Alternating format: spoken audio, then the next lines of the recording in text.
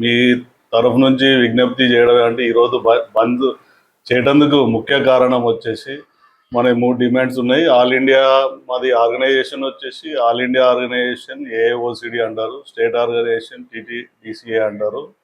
దానికి అనుబంధంగా ఈ ఆల్ ఇండియా స్టేట్ అనుబంధంగా మహబూబ్నగర్ జిల్లా chemist and druggist association Mahabubnagar మాకు అనుబంధంగా ఉంటాము. మాకు ఆల్ ఇండియాకి వెళ్ళి మనకు వాళ్ళు ఒక 1 ఇయర్ నుంచి రిప్రజెంటేషన్ 1.5 ఇయర్ నుంచి రిప్రజెంటేషన్ ఇస్తున్నారు ఈ డిమాండ్స్ గురించి. కానీ ప్రభుత్వంకి వెళ్ళి ఎటువంటి స్పందన లేనందుకు మనము ఆల్ ఇండియాకి వెళ్ళి ఒకరోజు బంద్ చేసి మా బాధలు 12.5 లక్షల మంది కెమిస్ట్ల బాధలు చెప్పాలంటే కొద్దిగా ఇది చేసి గవర్నమెంట్కి తెలవాలనే ఉద్దేశంతో ఇది బంద్ చేయడం జరుగుతుంది. దాంట్లో ముఖ్య డిమాండ్లు వచ్చేసి ఫస్ట్ ఆన్లైన్ డ్రగ్స్ సప్లై అనేది టెంపరీగా జిఎస్ఆర్ 220 ఇచ్చినారు. అది అలాగే కంటిన్యూ అవ్వకుండా ఇప్పటివరకు క్యాన్సిల్ కాలే. దాన్ని ముందులో పెట్టుకొని ఆన్లైన్ సేల్స్ అనేటివి చాలా జరుగుతున్నాయి. దాంతో మా తోటి కెమిస్టులు అందరికీ బాగా ప్రాబ్లం అవుతుంది. అది మా పబ్లిక్ కూడా, పేషెంట్లకు కూడా అది ప్రాబ్లం అవుతుంది ఫ్యూచర్లో అదే రెగ్యులర్గా వాడడంతో.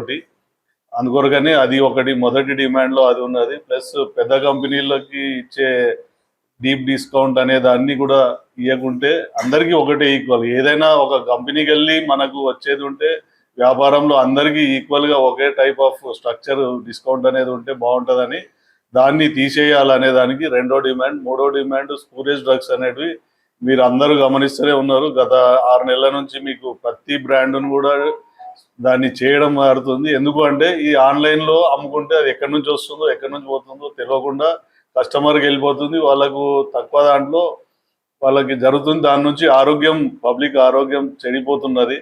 అందుకొరకు ఈ మూడింటి డిమాండ్, మెయిన్ 3 డిమాండ్లు ముందర పెట్టుకొని ఒకరోజు ధర్నాకి దిగడం జరిగింది. మా మహబూబ్నగర్ జిల్లాలో కూడా అందరికీ ఒక 2 డిపార్ట్మెంట్కి వెళ్ళి మనకి గైడ్ లైన్స్ ఉన్నాయి. ఎందుకంటే మేము ఎమర్జెన్సీ కమాడిటీలో వస్తాం కాబట్టి మనం కూడా ఒక 2 షాపులు ఇవి అపోలోవి 2, ఒక మెడ్ ప్లేస్ ఒకటి తెరవడం జరిగింది.